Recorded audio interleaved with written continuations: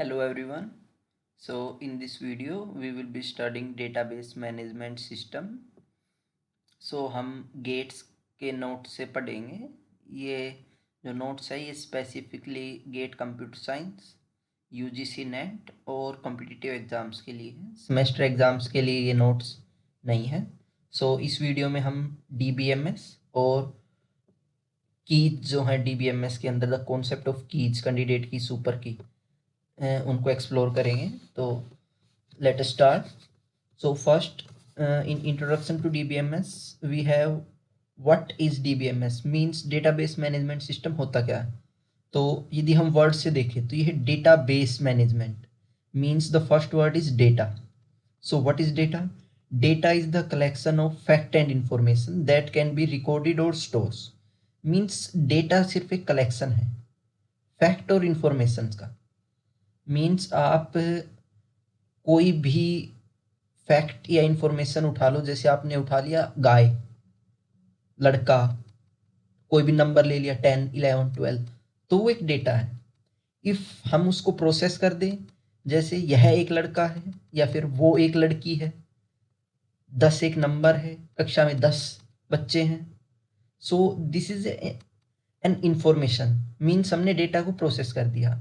Data means raw fact जिसका कोई meaning नहीं होता, स्पेसिफिकली मीनिंगलेस होता है डेटा। डेटा का मीनिंग होता है जब हम चेंज करते हैं उसको इंफॉर्मेशन में, और जब हम उस डेटा को कलेक्ट करते हैं और उसको रिकॉर्ड करते हैं एक जगह, that's known as a database. So database होता है collection of interrelated data. Here is the term interrelated. Interrelated मतलब वो डेटा जो आपस में कनेक्ट हो। मतलब हमने डेटाबेस में जो डेटा इकट्ठा किया है, जो हमने कलेक्ट किया है, वो एक दूसरे से इंटरकनेक्टेड है। मीन्स या तो वो एक क्लास के बच्चों का डेटा होगा या फिर किसी भी स्पेसिफिक फील्ड का डेटा होगा। मीन्स आपके पास कितनी बुक्स है, आपने उसका डेटा ले लिया। आपके घर में कितने लोग हैं, आपने उनका डेटा ले लिया। Means interrelated data. So ये मतलब नहीं आपने कहीं का डेटा कहीं उठा लिया, आपने गाय भैंसों के डेटा में स्कूल के बच्चों का डेटा मिला दिया, वो अलग है। दोनों डेटा जो हैं वो अलग अलग डेटाबेस में होंगे। यदि एनिमल रिलेटेड डेटा है वो अलग डेटाबेस होगा, और यदि स्टूडेंट रिलेटेड डेटा है तो वो अलग डेटाबेस होगा। उसके बाद आता है डीबीएमएस, जो हमारा कंप्लीट सब्जेक्ट है, database management system. Database management system एक वो सॉफ्टवेयर है जो इस कंप्लीट डेटाबेस को मैनेज करेगा। आपने अपने क्लास के बच्चों का डेटा लिया, उसको स्टोर कर लिया कि मेरी क्लास में 10 लड़के, 10 लड़कियां और ये नाम है रोल नंबर वाइज, और फिर हम उस स्टोर्ड इंफॉर्मेशन को एक सॉफ्टवेयर की मदद से हम मैनेज कर रहे हैं। सो that's the DBMS, database management system. So in the diagram you can see this is the user, this is the management software, and this is the database. So that's how this works. So this is database management system. If हम history की बात करें तो DBMS 1960 से शुरू हुआ था, जिस टाइम पे पुराने मॉडल नेटवर्क मॉडल थे, और जो करंट DBMS है जो अभी हम पढ़ते हैं वो था 1980s के टाइम। एड कोड ने एक अपना पेपर पब्लिश किया था रिलेशनल डेटाबेस पे, जिसको हम अभी पढ़ते हैं, जिसको रिलेशनल मॉडल बोलते हैं। सो उसके बाद नेक्स्ट टॉपिक है डेटा मॉडल।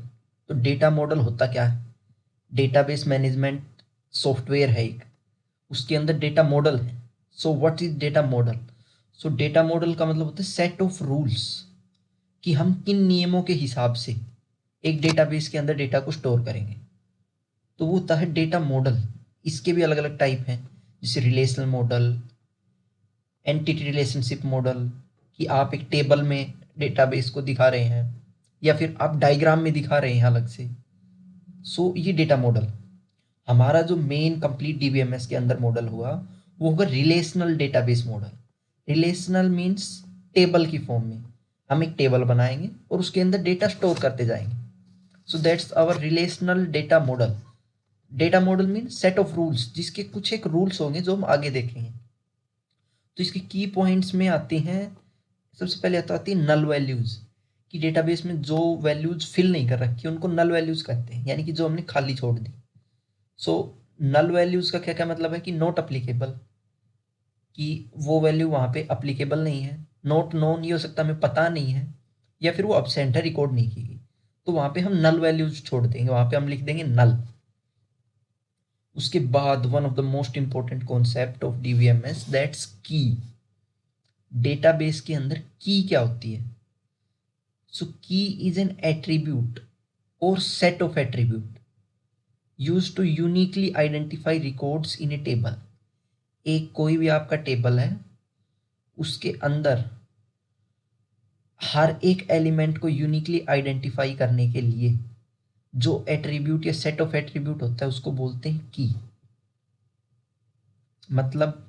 मतलब इसका ये होगा कि आपका क्लास का डेटाबेस है एक, जिसमें 100 या 1000 बच्चे हैं, तो कोई भी एक ऐसा एट्रीब्यूट उसका जिससे हम किसी भी बच्चे को यूनिकली आइडेंटिफाई कर सके, जैसे कि रोल नंबर। क्लास में 100 बच्चे हैं, तो नाम सेम हो सकता है, एज सेम हो सकती है, क्लास तो सबकी सेम है, लेकिन जो यूनिकली आइडेंटिफाई करेगा वो होगा उसका रोल नंबर, कि रोल नंबर 5, नाम ये और एज ये या एड्रेस ये। यानी कि हम एक रोल नंबर से बच्चे की कंप्लीट डिटेल निकाल सकते हैं, उसको बोलते हैं की। दैट्स द कॉन्सेप्ट ऑफ की।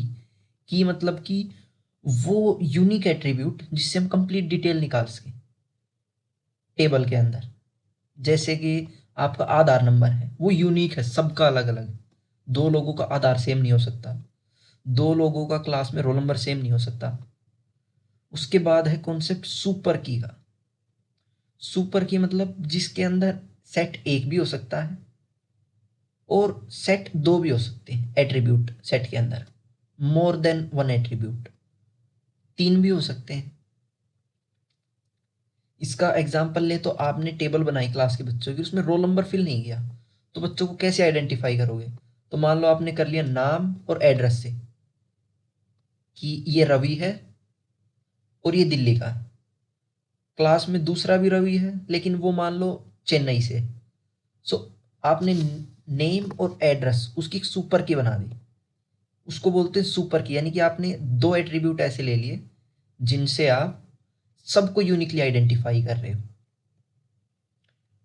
सो एक क्वेश्चन है छोटा सा कि relational model at least one super की इज डेफिनेटली प्रेजेंट। तो इसका आंसर होता है हाँ, कि कोई भी रिलेशनल मॉडल हो उसके अंदर एक सुपर की हमेशा होगी। यदि सुपर की नहीं बन रही तो सारे एट्रीब्यूट मिला के एक सुपर की बना देंगे, क्योंकि हम पढ़ रहे हैं relational data model. Data model हमने पीछे पढ़ा अभी कि डेटा मॉडल का मतलब होता है सेट ऑफ रूल्स। तो सेट ऑफ रूल्स में रिलेशनल डेटा मॉडल में होता है कि हम सेम दो लाइनें नहीं लिख सकते, कि हम सेम बच्चे दो बार नहीं लिख सकते। कि क्लास में हमने भर दिया कि एक रवि है, वो दिल्ली का है और उसकी उम्र 17 साल, फिर दूसरा भी रवि है, दिल्ली का है, 17 साल है। उनमें हमें कुछ ना कुछ यूनिक चीज छोड़नी पड़ेगी, जैसे कि हमने रोल नंबर की, दोनों के रोल नंबर अलग है, या फिर दोनों की फादर नेम उस डालेंगे टेबल में कि फादर नेम से ये अलग हो रहे हैं। तो ये data model, relational data model के रूल है कि कोई भी दो एट्रीब्यूट सेम नहीं होंगे इसके अंदर। सो उसके बाद अगली जो की आती है वो आती है कैंडिडेट की। कैंडिडेट की मीन्स मिनिमल सुपर की है। सुपर की मीन्स एक से एक भी हो सकती है और एक से ज्यादा एट्रीब्यूट जो यूनिकली आइडेंटिफाई कर दे सब कुछ। दो ऐसे गुण, दो ऐसे फीचर या दो से ज्यादा ऐसे फीचर जो कि यूनिकली हर एक को यूनिक तरीके से आइडेंटिफाई करें, वो होती सुपर की। और कैंडिडेट की होती है मिनिमल सुपर की, यानी कि कम से कम। मान लो हम 5 से कर रहे हैं आइडेंटिफाई, लेकिन इफ हम 3 से भी कर सकते हैं तो वो 3 वाली जो की होगी वो कैंडिडेट की होगी। नेक्स्ट आती है प्राइमरी की। प्राइमरी की जितने भी कैंडिडेट की हैं उनमें से आप कोई भी एक की चुन लो, वो आपकी प्राइमरी की होगी। सो नोट में होता है कि कैंडिडेट की सुपर की में नल वैल्यू अलाउ होती है बट प्राइमरी की में नहीं। रूल यही है कि प्राइमरी की में नल वैल्यू नहीं हो सकती।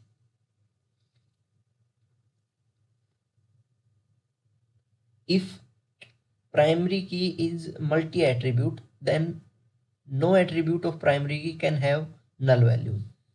यदि प्राइमरी की में हमारे एक से ज़्यादा एट्रीब्यूट है सो एक भी एट्रीब्यूट ऐसा नहीं होगा जो नल वैल्यूज हो। फॉर एग्जाम्पल हमने क्लास का एग्जाम्पल लिया कि हमने रोल नंबर को हटा के एक टेबल बनाई कि क्लास में नाम है, एड्रेस है और एज है, 3 चीज़ें हैं। सो इफ़ हमने नाम और एड्रेस से यूनिकली आइडेंटिफाई कर रहे हैं हर एक बच्चे को कि ये रवि है, ये दिल्ली का है, ये दूसरा रवि है, ये चेन्नई का है। यदि एड्रेस एक जगह पे नल है, किसी एक बच्चे का एड्रेस नहीं है, तो हम उसको प्राइमरी की नहीं बना सकते। ये डेटा मॉडल का रूल है, रिलेशनल डेटा मॉडल का रूल है कि यदि आपने कोई प्राइमरी की बनाई तो वो नॉट नल होगी। तो सबसे ऊपर आती है सुपर की। सुपर की मतलब यूनिकली आइडेंटिफाई करते कुछ भी, वो सुपर की। फिर आती है कैंडिडेट की, मिनिमल सुपर की, कि मान लो हम क्लास में 3 चीज़ों से आइडेंटिफाई कर रहे थे, नाम, एड्रेस, एज। इफ हम केवल नाम और एड्रेस से आइडेंटिफाई कर सकते हैं तो वो कैंडिडेट की हो गई। यदि नाम ही डिफरेंट है पूरी क्लास के अंदर सब बच्चों के, तो नाम को भी हम, name can be a candidate key if it is different in the whole class. If every student have a unique name then it's act as a candidate key. और प्राइमरी की मतलब कोई भी कैंडिडेट की, बस नल नहीं होनी चाहिए। It should have a value in the table. A non null candidate key is known as a primary key. So ये थी कीज का कॉन्सेप्ट कि 3 टाइप की हमारी मेन की है, सुपर की, कैंडिडेट की, प्राइमरी की। होती एक और टाइप भी है जिसको हम अल्टरनेट की बोलते हैं, यानी कि वो कैंडिडेट की जो प्राइमरी की नहीं है। बिकॉज हमने प्राइमरी की तो एक चुन ली पूरे टेबल्स में से, पूरे टेबल में हमने एक प्राइमरी की चुन ली, बाकी जो की बच गई कैंडिडेट की वो होगी अल्टरनेट की। सो क्वेश्चन है, in relational model can a complete tuple be null, कि क्या एक कंप्लीट टपल नल हो सकता है? सो आंसर होता है नहीं, क्योंकि उसमें फिर प्राइमरी की नल हो जाएगी। कंप्लीट टपल मतलब कंप्लीट रो, फिर उसमें प्राइमरी की भी नल हो जाएगी उसके हिसाब से। उसके बाद which of the following is possible set of candidate की, इनमें से कैंडिडेट की का पॉसिबल सेट क्या है, कौन कौन सा हो सकता है? सो हमने ए में लिया ए बी सी, ठीक है, कि ए और बी सी को मिला के नल वो नहीं होगा। ए बी सी डी ठीक है, ए बी सी डी ई वो भी ठीक है। यानी कि प्राइमरी की तो हम कुछ भी बना सकते हैं, क्योंकि हमारा रिलेशनल मॉडल जो था वो था A B C D E F, यानी कि हमारी टेबल के अंदर 6 हेडिंग हैं, 6 लाइनें हैं, अलग अलग 6 कॉलम बना रखे हैं हमने, A B C D E F. तो उनमें से प्राइमरी की क्या क्या बना सकते हैं? हमने मान लो ए और बी सी को मिला के बना ली, ए बी सी डी ई पांचों को मिला के प्राइमरी की बना ली। लेकिन हम खाली नहीं छोड़ सकते। यदि इनमें से कोई भी की खाली है, मान लो पूरी टेबल में सी की एक वैल्यू मिसिंग है, तो सी प्राइमरी की का पार्ट नहीं होगा। So that's the concept of key. Thank you.